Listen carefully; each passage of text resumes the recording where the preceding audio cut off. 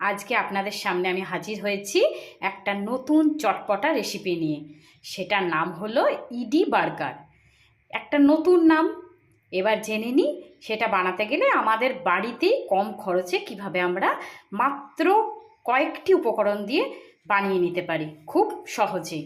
দেখুন তার জন্য কি কি লাগছে সুজি। আমি এখানে 200 গ্রাম মতো সুজি নিয়েছি। এখানে 1 কাপ টক দই, আর এখানে রয়েছে গ্রিন ভেজিটেবল। আপনাদের বাড়িতে যে রকম সবজি থাকবে আপনি সমস্ত সবজি এখানে ইউজ করতে পারবেন। দেখুন আমি এখানে নিয়েছি ক্যাপসিকাম, গাজর, পেঁয়াজ, কড়াইশুঁটি, আপনার নিয়েছি ফুলকপি, আরও আপনাদের বাড়িতে যা যা সবজি থাকবে আপনারা সব এখানে ইউজ করতে পারবেন। আর নিয়েছি এখানে 3টে মাঝারি সাইজের আলু, সেটা আমি স্ম্যাশ করে রেখে দিয়েছি সেদ্ধ করে। আর যেটা লাগবে সেটা হচ্ছে নুন, আর লাগবে 1 প্যাকেট ইনো। এটা আমি কখন ইউজ করতে হবে আপনাদের আমি বলে দেব। আগে আমি দইয়ের সাথে সুজিটা মিক্সচার গ্রাইন্ডারে আগে মিক্সড করে নিই, তারপরে আমি আবার ফিরে আসছি। দেখুন বন্ধুরা, আমি এটা মিক্সিতে পেস্ট করে নিয়েছি, সুজি আর দইটা। ঠিক টেক্সচারটা এরকম এসছে। এটা আমি এবার 15 মিনিটের জন্য ঢাকা দিয়ে রেখে দেবো। তারপরে নেক্সট স্টেপে যাব। 15 মিনিটের জন্য ঢাকা দিয়ে রেখে দিলাম। এবার কড়াইয়ে তেল দিয়ে সবজিটা বানিয়ে নেব। কেটে রাখা সমস্ত গ্রিন ভেজিটেবল আমি দিয়ে দিলাম। সবজিগুলো এই যে ভাজা ভাজা হয়ে এলে আমি এর মধ্যে দিয়ে দেবো পরিমাণ মতো নুন, অল্প হলুদ গুঁড়ো, অল্প লঙ্কার গুঁড়ো। আপনারা যেমন লঙ্কা খাবেন তেমন হিসেবে ঝাল দেবেন। আর আমার বাড়িতে এই যে রাখা ছিল সবজি মশলা, সেই সবজি মশলা আমি একটু এর মধ্যে দিয়ে দিলাম, তাহলে টেস্টটা ভালো আসবে। আপনাদের বাড়িতে যা মশলা থাকবে, চিকেন মশলা, আলুর দম মশলা, যে কোনো মশলা এর মধ্যে দিতে পারেন, খেতে তাহলে ভালো লাগবে। আমি তাহলে এটা নাড়াচাড়া করে 5 মিনিটের জন্য সবজিটা ঢাকা দিয়ে দিই, যাতে এটা সেদ্ধ হওয়ার জন্য। দেখুন 5 মিনিট পর সবজিগুলো সেদ্ধ হয়ে এসছে। এবার আমি যেটা আলুটা সেদ্ধ করে রেখেছিলাম সেই আলুটা এর মধ্যে দিয়ে দেব।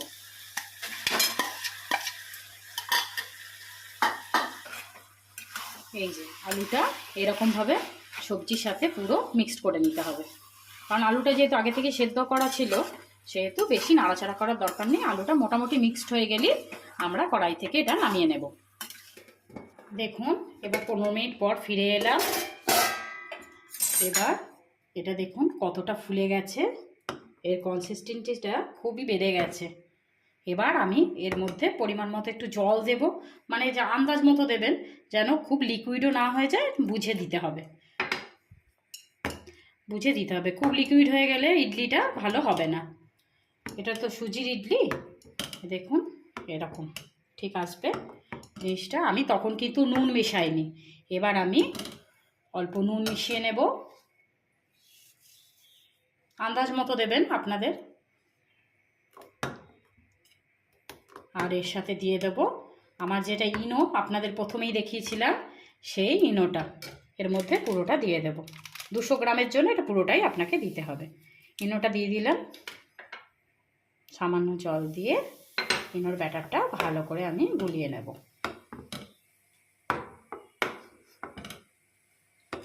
দেখুন ঠিক এই রকম আসবে, যেমন ধোসা ইডলির ব্যাটারটা আমরা চাল গুঁড়ো ডাল দিয়ে করলে ঠিক যেমন হয়, সুজির সময় ঠিক সেরকমই আসবে। এবার আমরা ইডলিটা বসাবার জন্য বাটিগুলোর মধ্যে রেডি করে নেব। আমি এরকম একটা বাটি নিয়ে নিয়েছি, এই দেখুন এরকম বাটি নিয়ে নিয়েছি। এবার এই বাটিগুলোর গায়ে আমি একটু করে তেল বুলিয়ে নেব।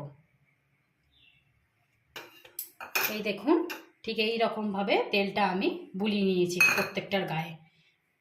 এবার আমি এইগুলো বাটিতে হাফ বাটি পরিমাণে দেব, কারণ এটা তো ফুলবে, সেই কারণে প্রত্যেকটা বাটিতে আমি হাফ বাটি করে দিয়ে দেব। দেখুন এই রকম আমি প্রত্যেকটা বাটিতে রেডি করে নিয়েছি। এবার আমি কড়াইয়ে জল গরম করতে দেব। দেখুন এরকম কড়াই আমি একটু আগে থেকে জলটা গরম করতে দিয়েছি।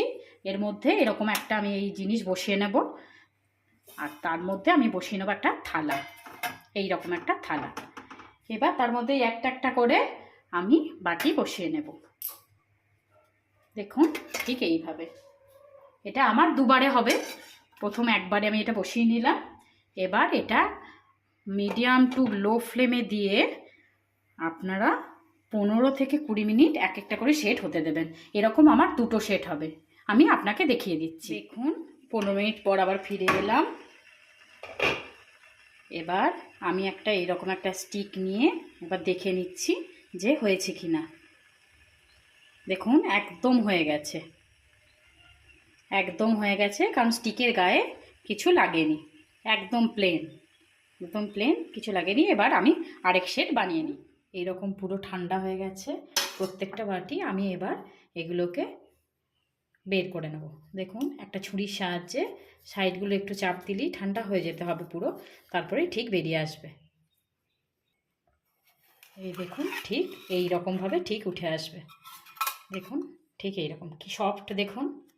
এরকম প্রত্যেকটা আমি বাটি থেকে বের করে নেব। দেখুন কত সুন্দর হয়েছে, একটু বাটিতে লাগেনি।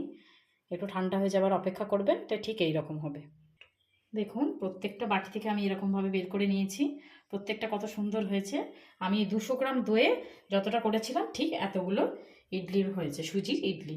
এবার এটাকে দেখুন কিভাবে আমি বার্গার আকারে পরিণত করি। এবার দেখুন, দেখুন একটা এরকম ছুরি নিয়েছি, ছুরি দিয়ে এই যে এইটা ইডলিটা হয়েছে তার মাঝ বরাবর এরকমভাবে কাটিংটা হচ্ছে। দেখুন ঠিক এই রকমভাবে সমানভাবে পুরোটা কাটিং করে নেবেন। দেখুন এটা পুরোটা এরকম কাটিং করার পর ঠিক এই রকম দুটো পিস বেরিয়ে আসবে এটার মধ্যে, ঠিক এই রকম। এর মাঝখানে এবার পুরটা যাবে। এবার দেখবেন আমি প্রত্যেকটা করে নিই, তারপরে আমি দেখিয়ে দিচ্ছি। দেখুন এইভাবে প্রত্যেকটা আমি এইরকমভাবে কেটে নিয়েছি মাঝখান থেকে। এবার আপনাদের দেখিয়ে দেবো কিভাবে আমি এটার মাঝখানে পুরটা দিই। এবার দেখুন, এবার এই স্টাফিংটা করার জন্য আমি এইভাবে যেটা করে রেখেছিলাম তরকারির পুরটা এবার এইভাবে দিয়ে দেব প্রত্যেকটাতে এইভাবে, কারণ আমার তরকারির পুরটা অনেকটাই আছে। যেমন দেখুন ঠিক বার্গার যেমন খেতে হয়, আপনারা পাউরুটির ভেতরে যেমন বার্গারটার তরকারির সময় তো ওরকম খান, এটা হচ্ছে ইডি বার্গার, সেই জন্য আমি নাম দিয়েছি। ইডলির সময় মতো করে নিচ্ছি প্রথম সুজি দিয়ে, তারপরে ঠিক এই রকম দেখতে হবে। দেখুন এটা দুদিকে এরকম চেপে দেবেন, এই যে ঠিক এই রকমভাবে আমি প্রত্যেকটা বানিয়ে নেব। দেখুন ঠিক এই রকমভাবে আমি পুরটা এই রকম ঠিক দেখুন কত সুন্দর লাগছে দেখতে। ঠিক এই রকমভাবে প্রত্যেকটাই আমি এরকমভাবে পুর ভরে নিয়েছি। এবার দেখুন আমি কিভাবে এটা ভেজে নিই। এবার দেখুন কড়াইয়ে সামান্য তেল দিলাম, সাদা তেল। তেলটা গরম হোক একটু। দেখুন কড়াই তেল গরম হয়ে গেছে। এবার আমি এর মধ্যে দিয়ে দিলাম সর্ষে আর একটা শুকনো লঙ্কা। দেখুন সর্ষে শুকনো লঙ্কাটা একটু ভাজা ভাজা হয়ে আসুক, আর তার মধ্যে দিয়ে দিলাম আমি কারি পাতা।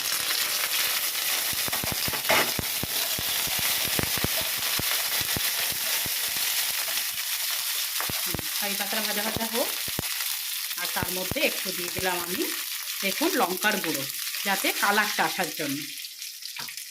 আপনারা এর মধ্যে বাটারও দিতে পারেন, বাটার দিলে ফ্লেভারটা খুব ভালো আসে।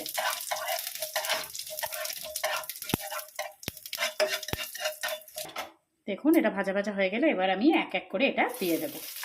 এগুলো দেখুন ঠিক এইভাবে এক এক করে এরকম দিয়ে দেবো। এক পিঠে একটু লাল লাল হয়ে এলে সামান্য দেখুন এক পিঠে এরকম ভাজা ভাজা হয়ে গেলে আমি এবার উল্টে দেবো। আরেক পিঠে একটু ভেজে নেবো সামান্য, এইরকম একটু ভেজে নেব, একটু লাল লাল হয়ে আসবে। এরকম লাল লাল হয়ে এলেই তারপর আমরা নামিয়ে দেবো। গায়ের কাছে একটু বাটার লাগিয়ে দেবেন, বাটার লাগিয়ে দিলে এটা খেতে আরও সুস্বাদু লাগবে। দেখুন আমি ভেজে তুলে নিয়েছি এরকম। এটা ধনেপাতা চাটনির সাথে সার্ভ করবেন, খেতে অসম্ভব সুন্দর লাগবে। দেখুন কত সুন্দর দেখতে হয়েছে, টেক্সচারটা দারুণ হয়েছে দেখতে। একবার বানিয়ে দেখবেন বাড়িতে, খুব ভালো লাগবে খেতে। Thank you for watching.